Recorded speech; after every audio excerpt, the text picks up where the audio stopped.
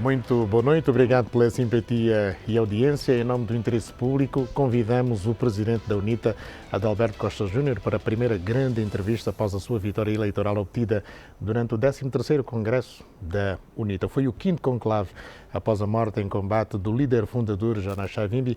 Adalberto Costa Júnior saiu vencedor e, por isso, tem legitimidade e estatuto de líder da oposição. Depois de 32 anos sob liderança de Jonas Savimbi e 16 de Isaías Samakuva, a UNITA, com 51 deputados no Parlamento, tem o seu terceiro líder.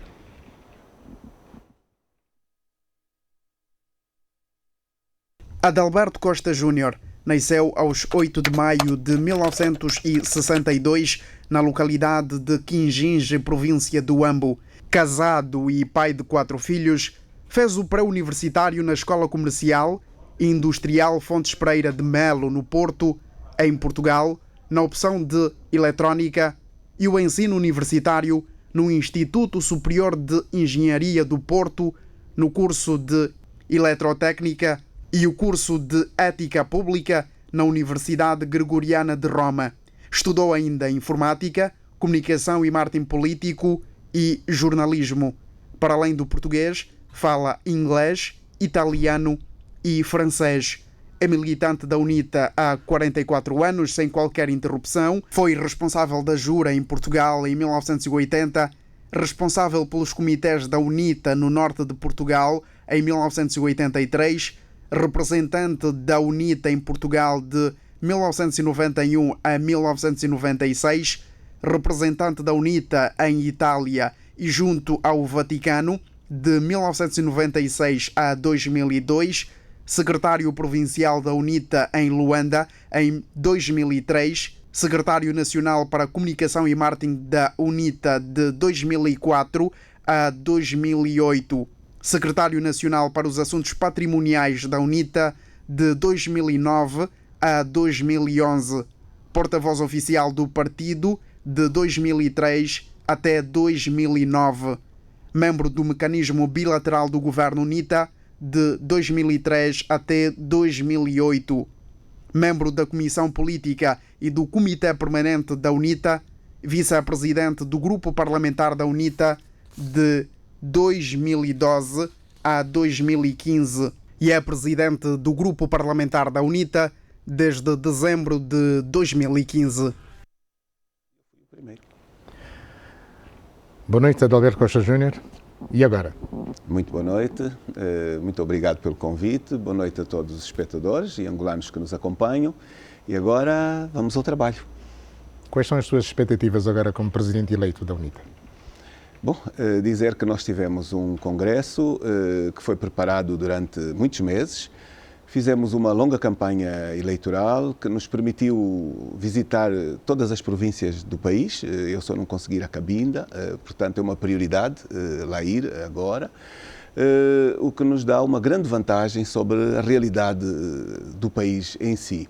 Portanto, nós temos uma definição muito objetiva, temos o programa do partido atualizado, não há motivo para perder tempo. Foi este o desafio que direcionei a todos os quadros que tomaram posse esta terça-feira.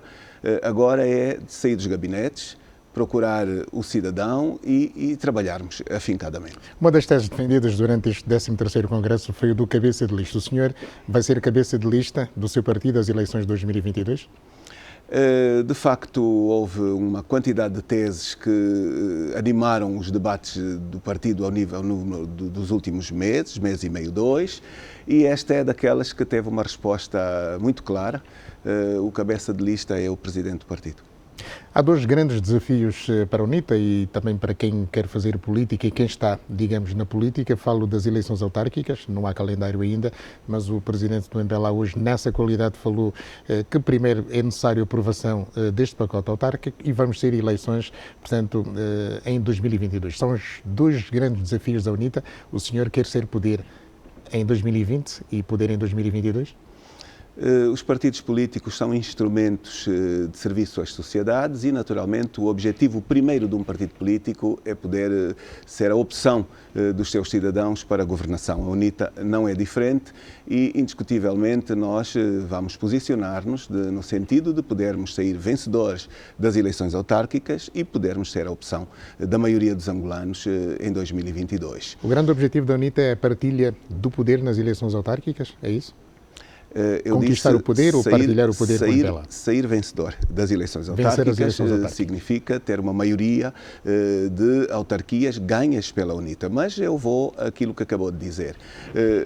Eu não acompanhei as declarações do Presidente da República, mas é evidente, pelo que se tem passado na Assembleia Nacional, que há um retardar do debate do pacote autárquico por parte do MPLA.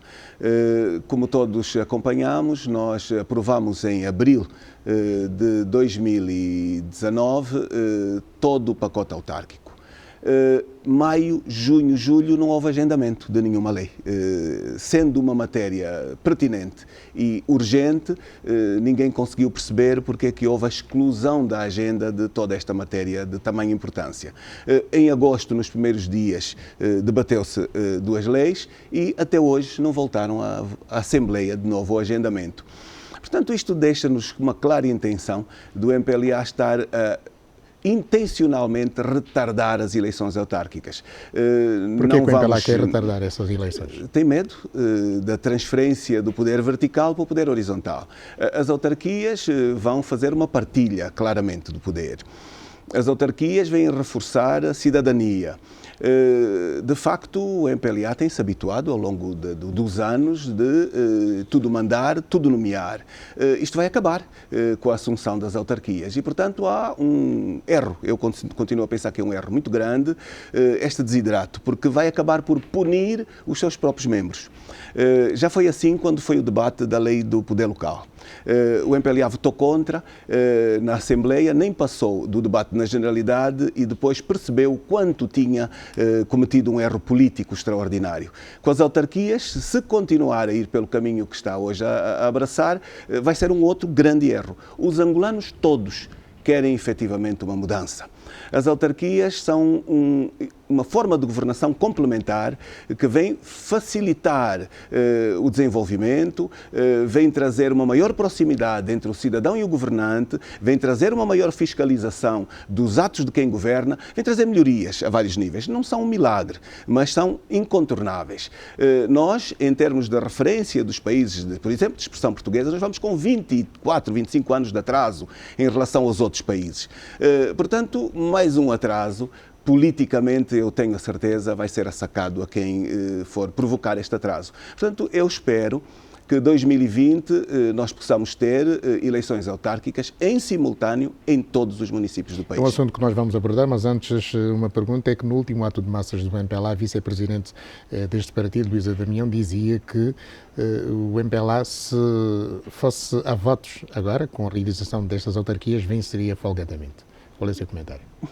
Se vence, não sei porque é que as atrasa e está com medo de as enfrentar. Portanto, significa dizer que não tem medo dessas eleições. A prática, nós dizemos a prática é o critério da verdade. O que ela diz não está a fazer. Isto é óbvio para todos os angolanos. O que o MPLA está a fazer é outra coisa, diferente do que está a dizer. E porquê que o senhor quer eleições em todos os municípios e em simultâneo? Por uma questão de igualdade de oportunidades. Nós não temos uma Angola de primeira para uns angolanos e uma Angola de segunda, de terceira e de quarta para outros. Portanto, nós defendemos efetivamente condições iguais para todos os cidadãos deste país. Nós já temos mesmo diferenciações extraordinárias. Não há hoje qualquer razão aceitável para incrementar ainda mais a diferenciação que existe entre o litoral e o interior, entre níveis de desenvolvimento diferenciado e, portanto, não há nenhum ganho para os angolanos em termos aqui, carruagem de primeira classe para uns, carruagem de segunda e de terceira para outros. Mas olhando para a nossa realidade e objetivamente falando, não sei se viu ontem um estudo apresentado pelo INE, que apresentava o Coroca, no CUNEN, como o município com mais pobreza e pobreza extrema. 98 pessoas entre 100 são extremamente pobres. Lá também aceitaria fazer as eleições?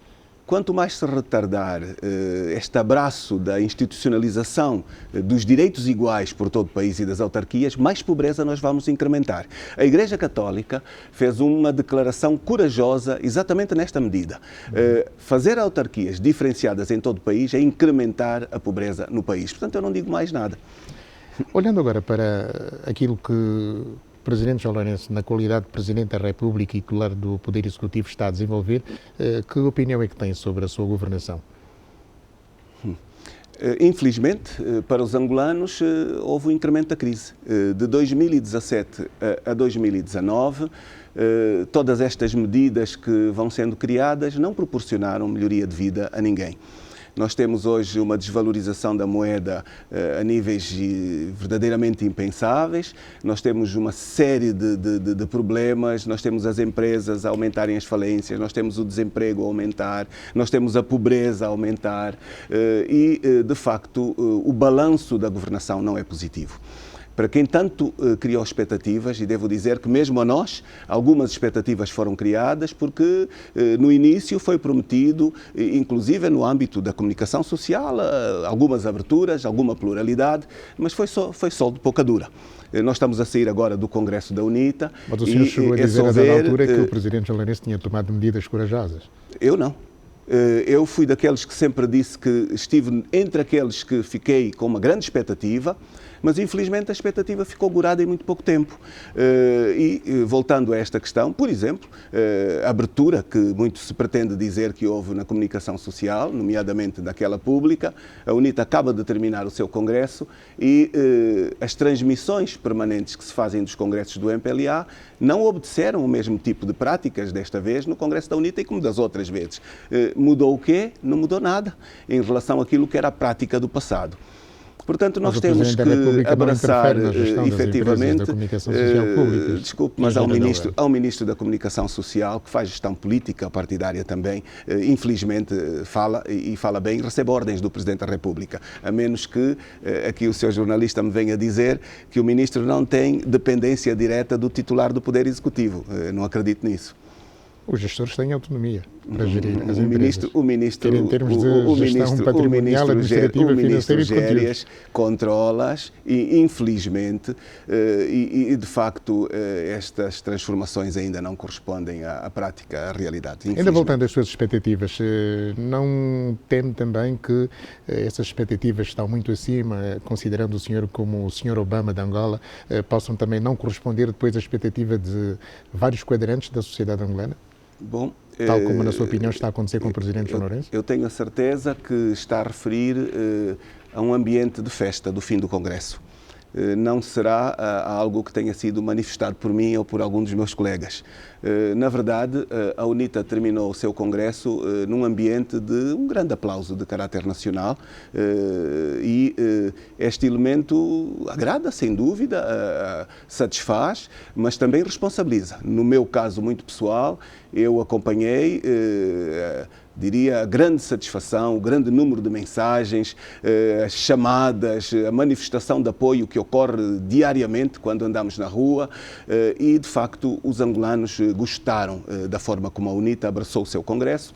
A forma como a UNITA abraçou com muita coragem candidaturas múltiplas, com uma enorme exposição pública e abraçaram também o final democrático, com muita transparência, como se procedeu à eleição do presidente do partido. Se de facto esta expectativa é negativa, não é. É uma expectativa muito positiva, que nos diz que há uma sintonia entre aquilo que é a expectativa do cidadão e, de facto, o aplauso que a direção acaba por receber. Mas, tal como aqui citei, isto para mim é um incentivo, um acréscimo da responsabilidade.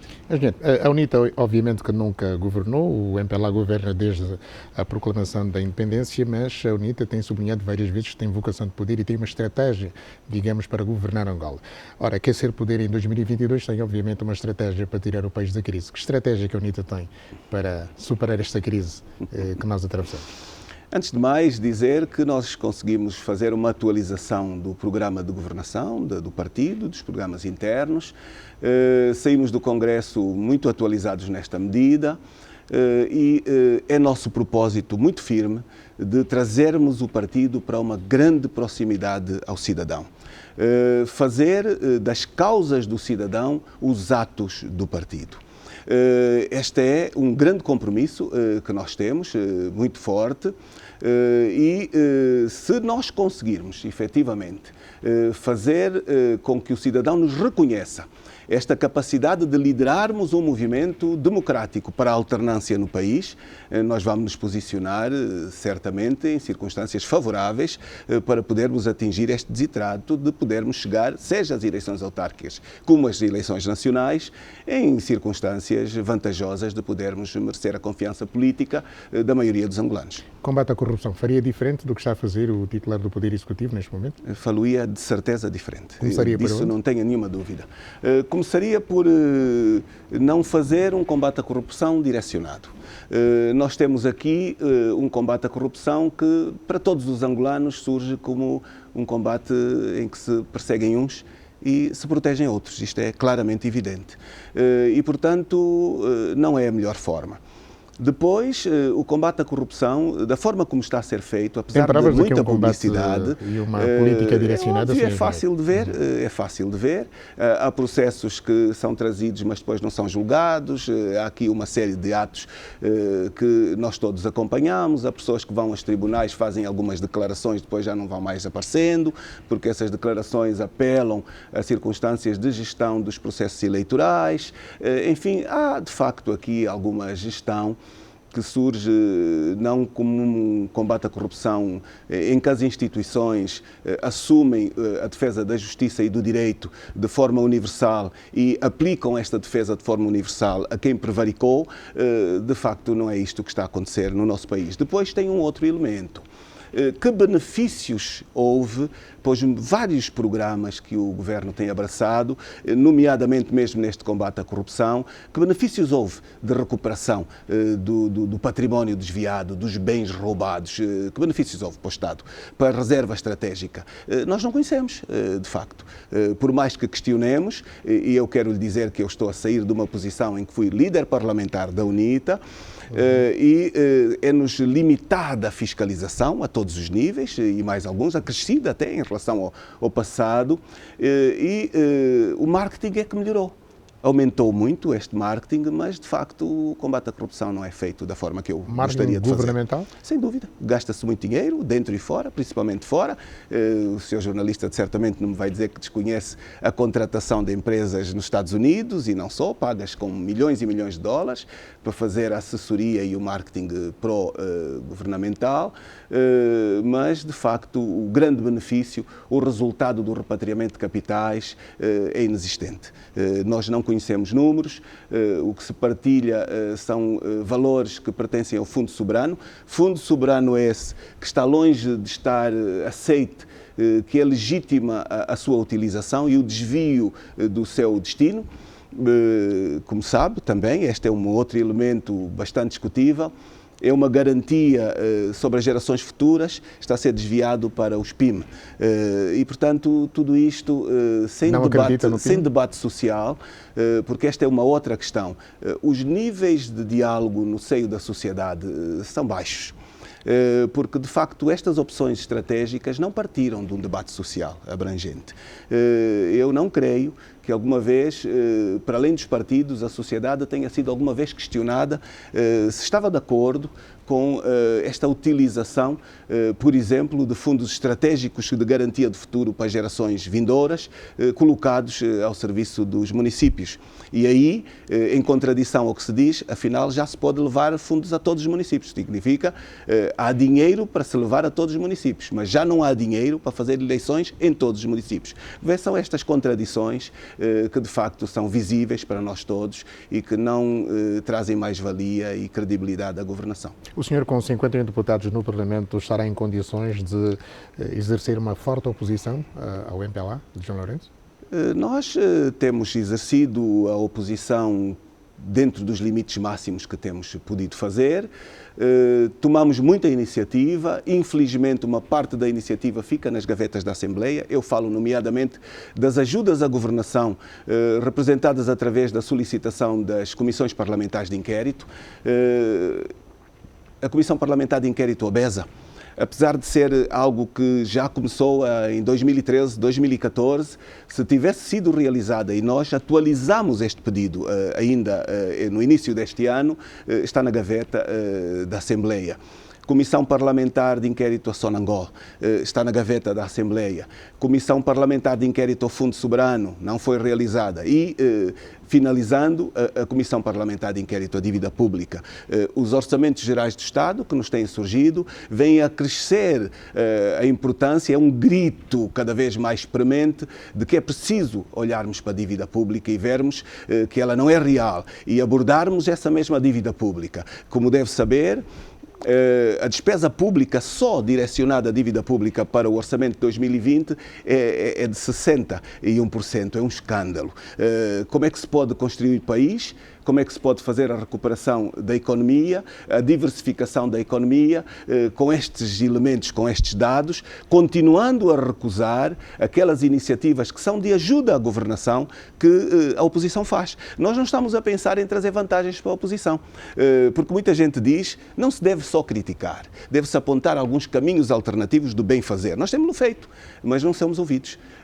E estas CPIs, haja coragem da governação em realizá-las, haja coragem das instituições em acabarem com as limitações à fiscalização, à governação, porque o benefício será extraordinário para todos os angolanos. Esta é a sua agenda de governança pública? É a sua agenda de combate entre outras questões, mas estas são questões estratégicas de importância vital para todos os angolanos. Mas tem consciência que o MPLA tem maioria qualificada e vai ser difícil, obviamente, sair vencedor, mesmo tendo esta agenda pública. Bom, o cidadão angolano está cada vez mais a acompanhar a realidade política, está cada vez mais informado e nós estamos seguros de que o MPLA tem que também prestar alguma atenção aos riscos que corre, convencido de que as maiorias absolutas são aquelas que lhe dão a segurança para fazer o que bem lhe apetece, mas como consequência temos o país que temos e, portanto, nós pensamos que isto acarreta riscos, muitos riscos, e esperamos efetivamente que tipo de riscos, por exemplo? Olha, tendo sistemas de avaliação das eleições transparentes e democráticos, o risco mais imediato é facultar uma alternância no poder político, claro. Acha que a alternância poderá chegar já em 2022? Mais facilmente se nós mexermos na Comissão Nacional Eleitoral. Com a formatação, o formato da atual Comissão Nacional Eleitoral, ela não é associada a facultar processos eleitorais transparentes, infelizmente. As instituições check and balance que nós temos em Angola, todas elas têm uma maioria de representantes partidários do MPLA. E, ao terem esta maioria, a CNE também, elas invalidam a sua ação. E, portanto, nós temos que trabalhar muito com a sociedade, nós temos que nos aproximar o máximo possível do cidadão e partilhar com este cidadão estas realidades. Nós temos que partilhar com o cidadão o facto de que a crise económica que nós temos não se resolve só com medidas de economia, resolve-se com reforma das instituições. Os vícios que nós temos hoje, se não forem tirados, se não forem alterados, se nós não rearrumarmos devidamente o país, medidas, mesmo aquelas corretas de caráter económico, não terão resultados positivos. E, portanto, mas esse governo de facto, está a fazer reformas à administração do Estado?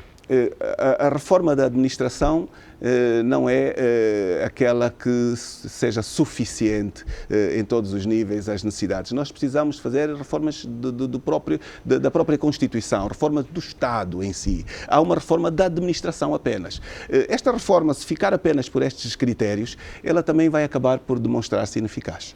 Vamos falar disso na segunda parte, a revisão da Constituição. Aliás, logo a seguir ao seu discurso de vitória, enfatizou isso mesmo, a revisão da Constituição. É um assunto para mais aqui um bocadinho. Nós queremos ganhar dinheiro licitamente e vamos aproveitar agora. É tempo dos nossos comerciais. A conversa é com Adalberto Costa Júnior, presidente da UNITA, quer ser poder em 2022. Não sai daí.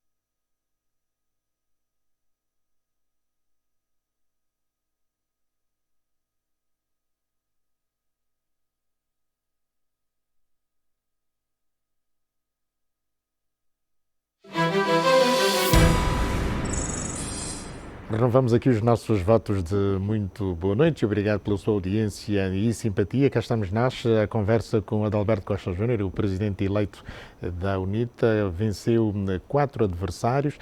Senhor Engenheiro, 4 adversários de peso neste congresso da UNITA, o 13º, e o senhor conseguiu, digamos, meter agora na sua estrutura de direção praticamente todas as sensibilidades da UNITA. Havia divisões dentro da UNITA ou não? Não, eu diria que depois de fazermos uma prática democrática invulgar, porque nenhum outro partido alguma vez teve a coragem de partir para uma campanha eleitoral com 5 candidatos, desta forma. E uma campanha livre e aberta. Então, é natural que para uma ou outra pessoa o contraditório da campanha pudesse merecer alguma preocupação de divisão, que não é o facto. E a realidade é que o elenco que fomos indigitar esta semana é um elenco com todas as tendências. Na sua opinião, estes 5 candidatos significa que há democracia interna? Houve liberdade absoluta em optar. Significa que ninguém se sentiu restringido a não se candidatar. E, portanto, é de se tirar o chapéu com esta amplitude. Mas pela percentagem que nós vimos, havia candidatos que cabiam noutras candidaturas.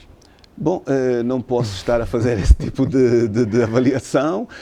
Cada um entendeu que devia ou não candidatar-se, devia ou não manter a sua candidatura. A verdade é que ninguém desistiu, foram até ao limite e, portanto, sujeitaram-se ao voto dos delegados. O senhor estava confiante na vitória? Bom, eu devo dizer-lhe que me preparei e, de forma atempada, tinha uma candidatura bastante estruturada.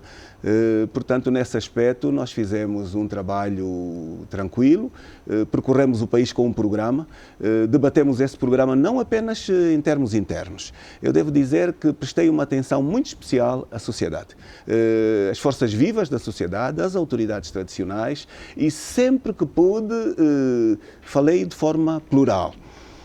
Creio encontrar-nos agora numa situação favorável, fruto desta própria realidade. E, portanto, a este nível fizemos também uma inovação, devo mesmo dizer. Particularmente porque nós fizemos uma transmissão em direto de todos os nossos atos, sendo atos partidários. Houve muita exposição pública, houve também alguma coragem e eu penso que a UNITA saiu a ganhar. Talvez por causa disso, algum do aplauso que a sociedade nos direcionou.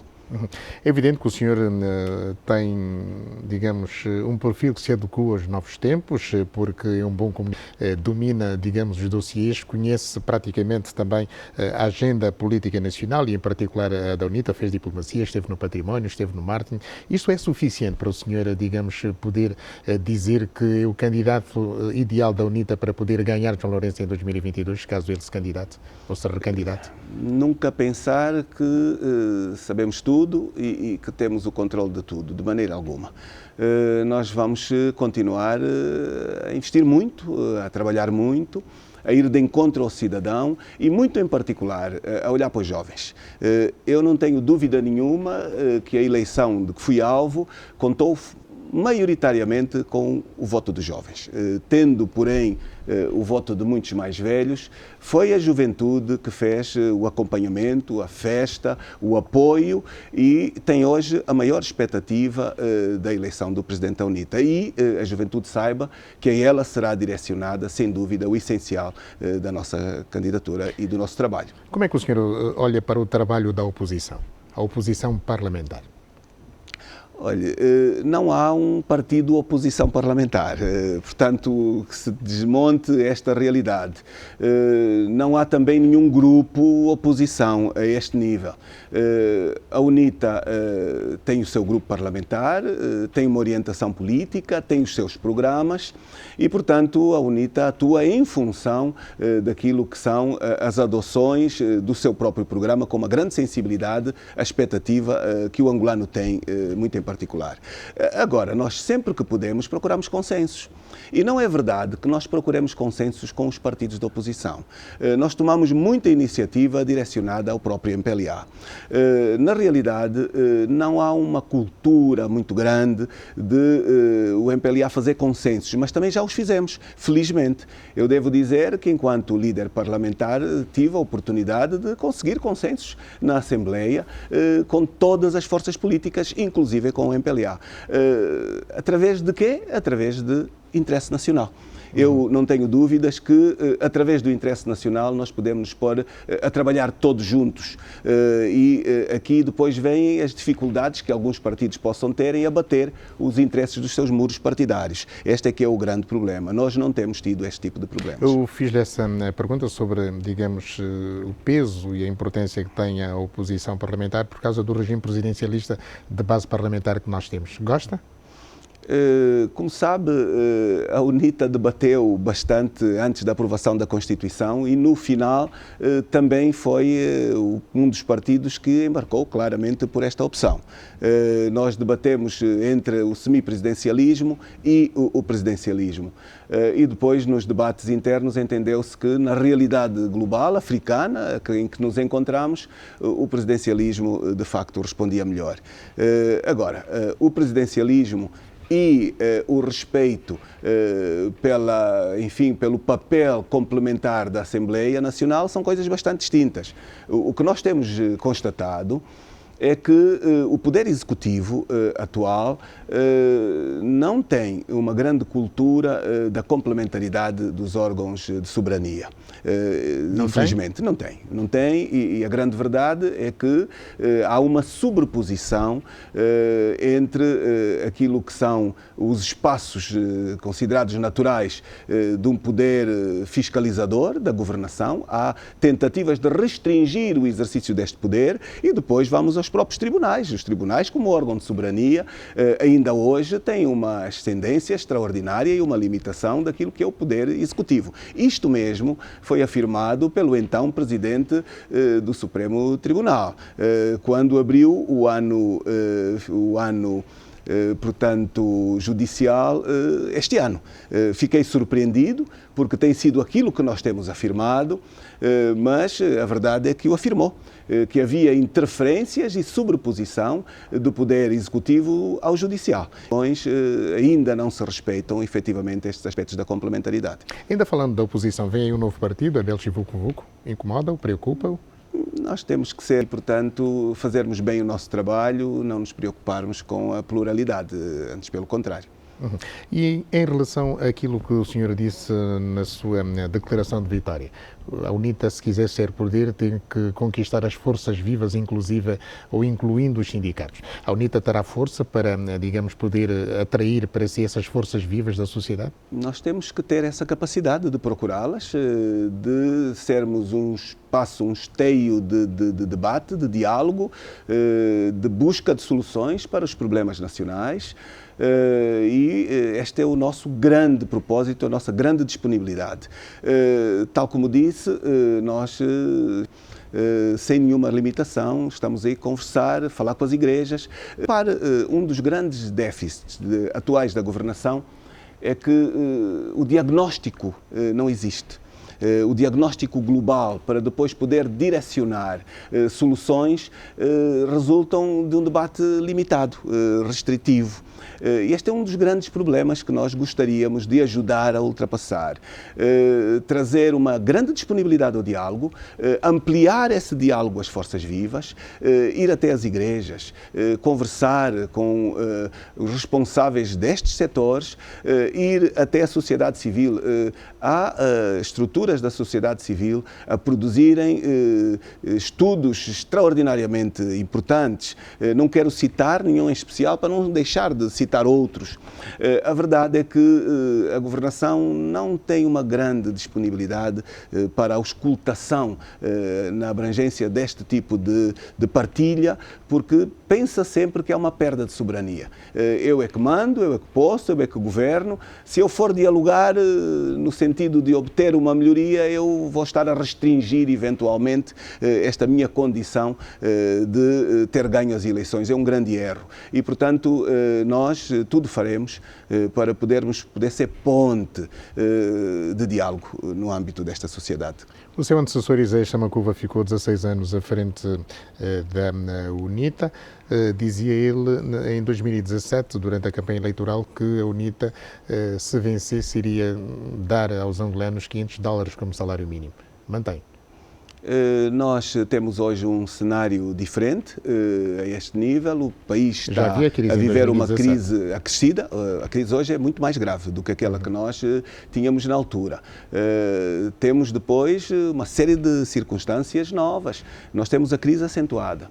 Nós temos a desvalorização do Kwanza a limites nunca sentidos. Nós temos problemas cambiais terríveis, a vários níveis.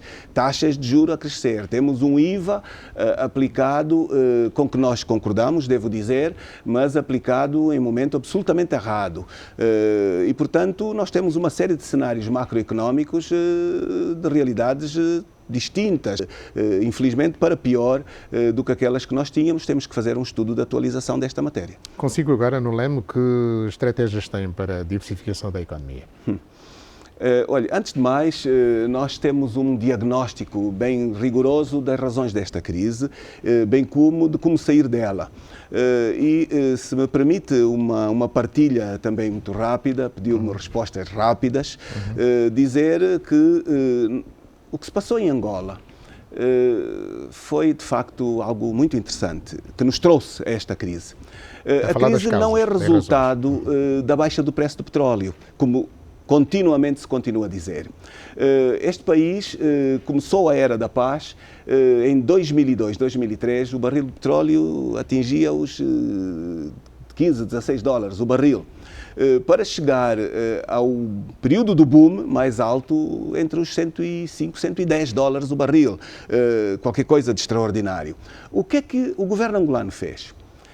Sempre que a receita crescia, aumentava a despesa. Sempre foi assim. Nós temos aqui orçamentos gerais de Estado multimilionários, extraordinários, em que tivemos sempre despesas verdadeiramente impressionantes. E se nós formos fazer algumas comparações, nós partimos, por exemplo, em 2006, com uma despesa à volta dos 14 mil milhões de dólares, em 2007, creio, 20 mil milhões, 2008 por aí, para chegar a 2013, nos 54 mil milhões de dólares, 2014 já com déficit nos 60 mil milhões de dólares. Isto são números impressionantes para quem faz contas, o que nos diz que a lógica da governação foi sempre aquela que veio trazer a voracidade dos governantes. Porquê? Porque esta despesa não correspondeu à realização de desenvolvimento.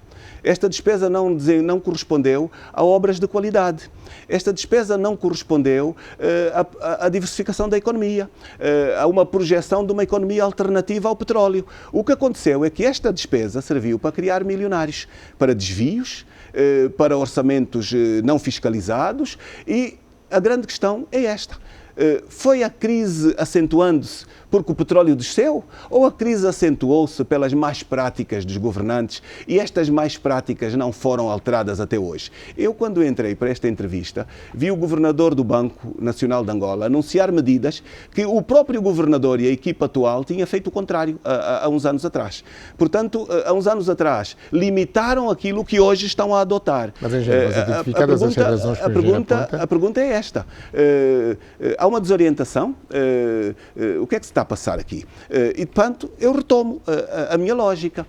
Fizemos as reformas políticas necessárias para podermos acomodar as reformas económicas, porque aquilo que se fez aqui apenas foi, efetivamente, ir de encontro à voracidade dos governantes. Se for, por exemplo, ao Orçamento Geral do Estado do ano passado e mesmo deste ano, continua a haver créditos à banca.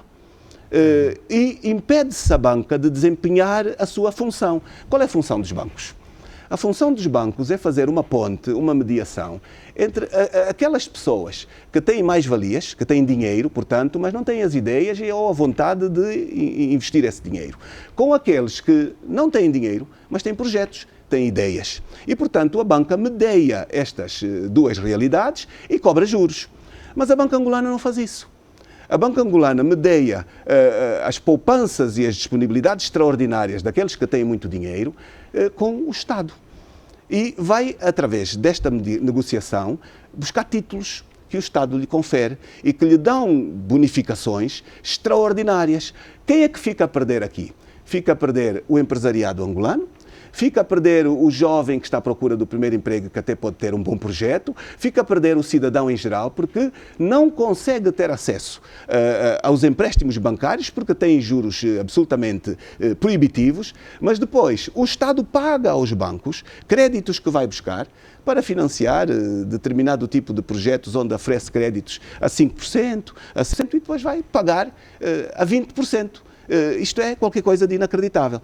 E a pergunta é assim, quem são os donos no nosso país? Nunca pediu crédito, não é? Quem são? Se for lá, na sua maioria, as pessoas gerais não têm acesso a esta capacidade de os pagar. Porquê? Porque não têm capacidade financeira. Os juros são muito altos, são proibitivos, porque aqueles títulos conferem ganhos extraordinários. E eu volto à questão, quem são os donos dos bancos? São os decisores também de quem faz os orçamentos, de quem dá estes subsídios. Subsídios estes, por exemplo, que o ano passado eram superiores ao orçamento da educação. Qualquer coisa de inaceitável. Protestámos, mas não fomos ouvidos. Vamos continuar a protestar.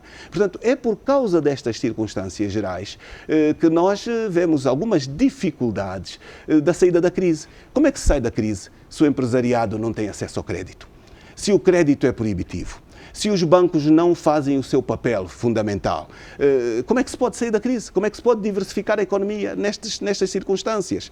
É por causa destas questões que nós pensamos que temos, de facto, que descer a uma grande proximidade ao cidadão. Vamos continuar a fazer sugestões, vamos continuar a fazer propostas.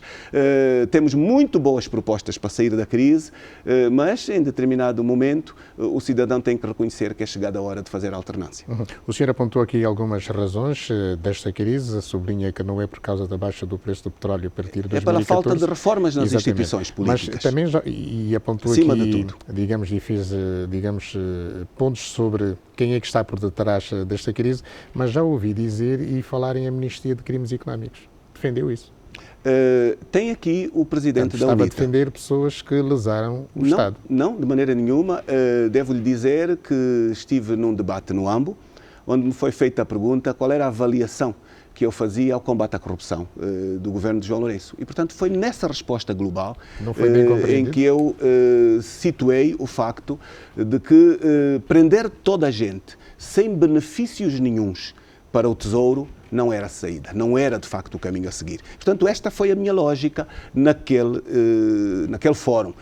Hoje o senhor está perante o Presidente da UNITA com a responsabilidade de o ser e, de facto, nós temos que fazer uma reflexão ampla sobre as modalidades como se estão hoje a não conseguir também fazer o retorno de capitais. Mas, de facto, foi feito por mim esta afirmação no ano. Engenheiro Adalberto, vamos fazer aqui mais uma pausa. Quando voltarmos, vamos falar da revisão da Constituição que defende e também da Comissão Nacional Eleitoral. Muito bem. Está combinado? Está muito bem. Então, amigo telespectador, não sai daí, a conversa é com o Presidente da UNITA, Adalberto Costa Júnior. Um curto intervalo, já voltamos.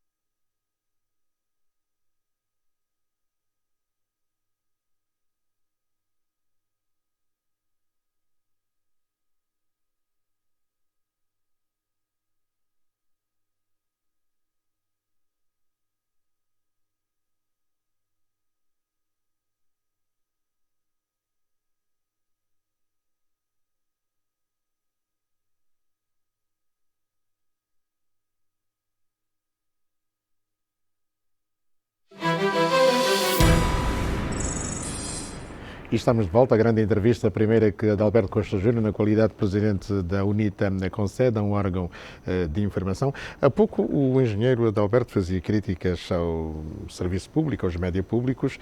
Pergunto-lhe em relação à Rádio Despertar. Foi um acordo político, o acordo de Lusaka de 94, que nasceu a Despertar. Na sua opinião, é para continuar? Espero que o Governo tenha a condição de respeitar efetivamente as promessas que fez. Deveria ter uma licença de emissão nacional que não tem. Tem uma emissão restringida aos limites da província de Luanda. Mas defende que portanto, hoje, alcançada a paz em 2002, faz algum sentido que haja a Rádio Despertar?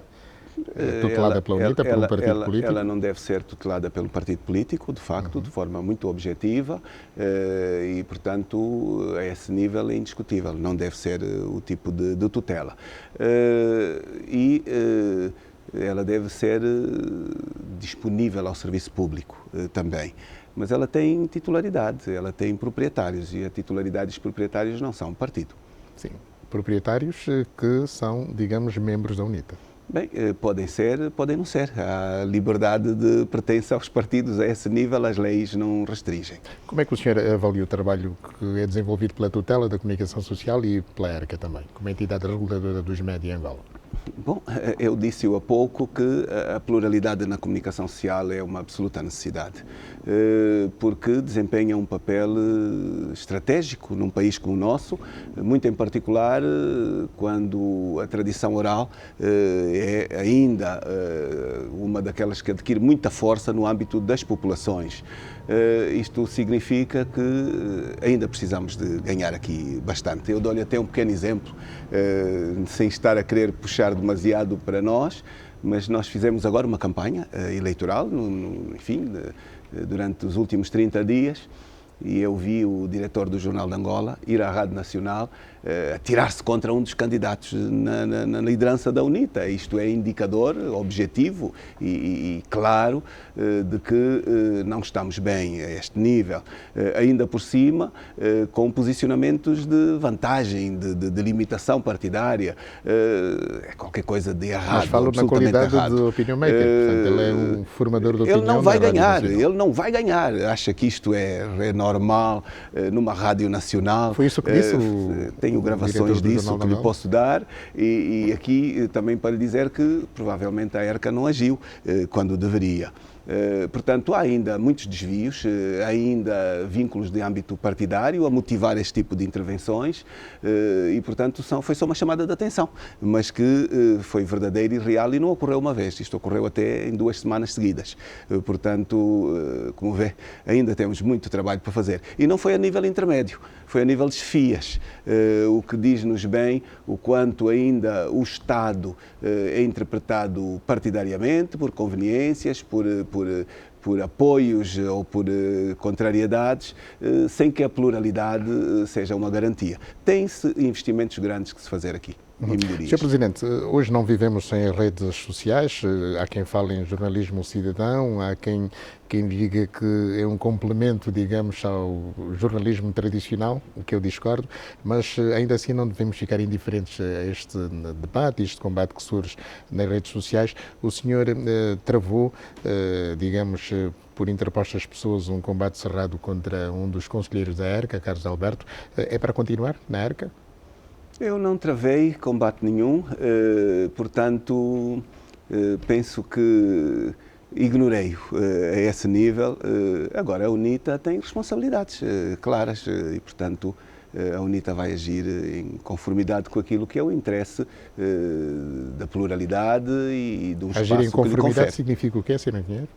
Significa que eu não trato estas questões nos debates públicos, trato-os dentro do partido, ouço as instituições, nós fomos eleitos há uma semana, nós estamos numa semana em que estamos a dar posse aos órgãos todos, o Comitê Permanente da UNITA, que é por excelência o órgão executivo permanente de gestão do partido, a direção da UNITA tem uma tradição, tem um presidente, mas tem uma direção coletiva e, portanto, eu não vou vincular algumas medidas que não passem também por um órgão como este, porque tenho responsabilidades.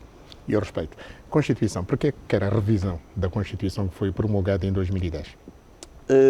Desde a própria altura em que ela foi aprovada, mereceu um debate bastante forte ao nível da própria sociedade e não é novidade para ninguém o epíteto de que nós estávamos a ver aprovar uma Constituição atípica.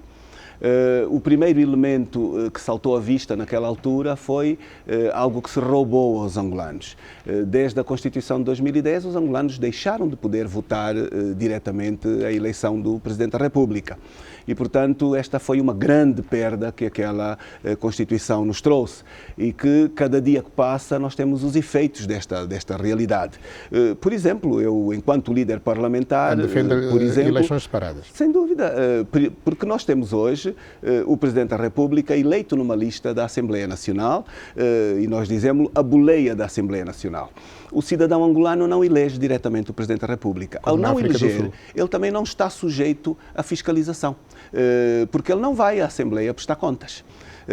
E, de facto, este é um dano extraordinário para o país. O grupo parlamentar da UNITA, em maio, viveu uma crise extraordinária dos combustíveis, como todos os angolanos acompanharam. E pediu um debate de urgência, onde chamou à Assembleia ministros relacionados com esta realidade para irem prestar contas desta situação. Estávamos num colapso com consequências amplas para o país. Entrou, mas não se realizou até hoje. Portanto, as capacidades fiscalizadoras e a condição de responsabilidade devida aos angolanos por intermédio da Assembleia não é respeitada pelo governante. E, portanto, isto decorre fundamentalmente de nós termos uma Constituição que diz que há um titular do Poder Executivo, que os ministros são seus auxiliares e que, portanto, estes não respondem fundamentalmente se ele não lhes autoriza. Portanto, é uma consequência da não eleição do Presidente da República. Esta é uma necessidade. Nós precisamos de fazer uma reforma também da lei eleitoral. Objetivamente, é outra das grandes necessidades. A Comissão Nacional Eleitoral precisa efetivamente de abraçar condição de conduzir processos eleitorais transparentes, absolutamente democráticos, que não temos tido. É uma permanente polémica, ano após ano eleitoral. Nós temos a Comissão Nacional Eleitoral com uma maioria dependente de instrutivos de caráter partidário. Portanto, nós, de facto, temos que parar e questionar-nos.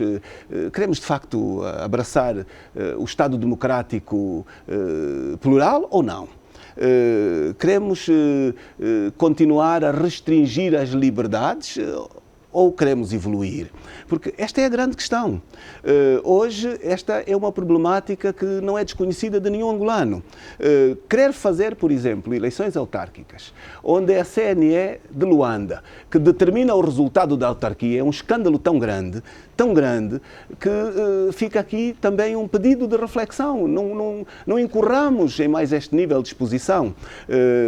Soube que, em princípio, será agendado para os próximos dias o debate da lei eleitoral no âmbito autárquico. E divide-nos profundamente este tipo de realidades. Aqui para a Constituição, o artigo 221, portanto, a tutela administrativa, as autarquias locais estão sujeitas à tutela administrativa do Executivo. A tutela administrativa, que significa que as eleições deve ser o Executivo a formatá-las? Se é isso que me está a questionar? Não, tem que olhar para o artigo 221, ele é muito claro em relação à tutela administrativa. Acha que é o Executivo que deve ditar o formato da modalidade eleitoral, por consequência disso? E é por isso que era a revisão da Constituição? Não, nós queremos melhorar o ambiente democrático do país. Nós queremos, claramente, fazer a assunção de uma Angola que quer entrar no camboio do desenvolvimento e não ficar retardado. Devo-lhe dizer até que, enquanto deputado, fiz parte do Fórum da SADC. O Fórum da SADC tem uma lei modelo eleitoral. Esta lei modelo eleitoral está bastante evoluída e ter-nos-ia terminado com os conflitos se fosse adotada em Angola. Há um pressuposto dos países membros abraçarem a lei modelo eleitoral dos seus países membros. E, portanto, para lhe dizer que até temos estas facilidades, mas não estamos a abraçar estas ajudas que nos vêm da região e que terminam com as dúvidas e as interferências que nós temos hoje na CNE. CNE, garantem efetivamente uma Comissão Nacional Eleitoral independente. E, portanto, nós temos que evoluir. Tenho duas questões. Muito bem. Uma delas é relacionada com o governo sombra que o senhor manteve e com o Raul de Nanda à frente. Muito bem. Creio que não resultou com Isaías Samacuva. Vai resultar consigo? O governo sombra tem razão de ser. Nós queremos trazer um crescendo de intervenção pública por especialidade. Nós vamos dedicar ao Governo Sombra as condições totais para ter eficácia. Portanto, é quanto lhe posso dizer. Projeto Mongai, acha que está válido para o senhor sair poder em 2022? Foi bastante discutido no Congresso. No âmbito dos referentes há uma continuidade dos valores e, portanto, a este nível não há nada a discutir. O senhor vai se manter inspirados nesta matéria. Inspirado em Jonas Savimbi? É bom que me tenha colocado esta questão e eu penso que vou-lhe dar um passo mais à frente, que provavelmente lhe quereria questionar. Não, digo isso foi uma das teses que foi defendida em Congresso. Os líderes históricos dos nossos partidos desempenharam um papel extraordinário. No âmbito do combate ao colonialismo, trouxeram-nos a independência e Jonas Savimbi foi mais longe. Foi também o líder que nos permitiu fazer a resistência à ocupação russo-cubana. E, portanto, aquilo que é hoje a assunção da democracia, economia de mercado, uma série de questões têm também o mérito da intervenção deste senhor. Portanto, hoje estamos a acompanhar alguns aspectos que a sociedade tem vindo a discutir, algumas publicações provavelmente têm esta pergunta para fazer e eu estou-me a adiantar. Nós temos que herdar o contexto histórico, todo ele. O contexto histórico tem muitas vitórias e também tem elementos menos positivos. E isto é partilhado por todos os movimentos, é partilhado inclusive pelo grande Manguche a todos os níveis. Portanto, eu penso que nós temos que ter a humildade de reconhecer que também temos aspectos menos positivos, mas saber valorizar os aspectos positivos de quem tanto deu a este país. E em relação a isso, aos tempos históricos, o senhor sublinha, aliás, na sua divisa, que a cada momento histórico, um líder. O senhor é o líder do momento? Eu penso que as lideranças têm posicionamentos particulares, específicos e, portanto, a grande diferenciação que nós podemos ter também tem muito a ver com a personalidade e com o estilo de liderança que qualquer um de nós pode assumir. Certamente que o estilo de liderança de um Adalberto poderá ser diferente do estilo de liderança do Amílcar Xavier ou de outro qualquer angolano, apenas esta matéria. Da nossa parte, uma grande disponibilidade, toda a criatividade possível e, portanto, dizer, eu sei que está no fim, que nós gostaríamos de dedicar este mandato fundamentalmente a duas grandes áreas da nossa sociedade, a juventude e a mulher. A juventude, porque ela é maioritária, porque ela está carente... ainda na sua estrutura, na sua equipa? Não. A juventude não está minoritária. As mulheres? As mulheres têm, de facto, que aumentar. É um compromisso. O Congresso da UNITA adotou uma grande medida, trazer as mulheres até 50%. Vai ser, sem dúvida, um dos maiores desafios do meu mandato enquanto presidente do partido. Vai conseguir atrair a juventude urbana para o seu manifesto? A imagem dos últimos dias diz-me que sim. De facto, é com alguma satisfação que nós vemos uma grande procura da UNITA por parte de todas as localidades, não é só no espaço urbano. O pós-congresso deu-nos, de facto, esta enorme satisfação de estarmos a receber muito cidadão que procura o partido, procura as instituições do partido, procura a intenção de ter cartão e eu penso que nós temos que confirmar as expectativas que nos estão a ser direcionadas e, portanto, se depender da dedicação e do trabalho, pois pode ter a certeza que nós vamos fazer o limite. Esta máquina que montou é para ganhar 2022 e 2020? Esta máquina que foi montada identificou, antes de mais, quadros competentes, quadros dedicados, quadros preparados e teve a preocupação de ter também uma representatividade de caráter nacional. O caráter da representatividade não foi o peso específico mais importante. O peso específico foi a qualidade dos quadros. A máquina do MPLA tem 44 anos. Pois nós estamos convencidos que só há democracia com alternância. Nenhum país do mundo pode assumir-se como uma democracia onde não houve alternância do poder político. E é chegada a hora de Angola entrar dentro do conjunto de países que digam somos países democráticos. Enquanto não fizermos uma alternância, nós não somos uma democracia. Esta é a garantia que deu aos militantes da UNITA que votaram em si? A garantia que eu dei foi o debate de um programa amplo, um programa por muitos pontos, um programa para o partido, um programa para o país, com compromissos muito bem definidos, com um debate ponto por ponto, que eu creio que os militantes aplaudiram, aprovaram e votaram em função de estarem de acordo com aquele programa que foi partilhado.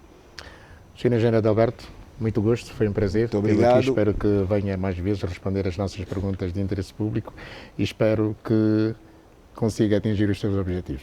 Eu faço votos que, de facto, nós possamos caminhar para uma Angola que consiga debelar a crise, mas que, tal como disse, para o fazer, as reformas económicas não bastam, precisa de reformar as instituições políticas, precisa de reformas políticas, porque foram as reformas políticas não feitas que permitiram que a crise fosse aceite e que os tribunais não atuassem e que as instituições não atuassem. E, portanto, esta é a nossa expectativa de poder ajudar, efetivamente, a termos uma Angola melhor, com mais dignidade para todos.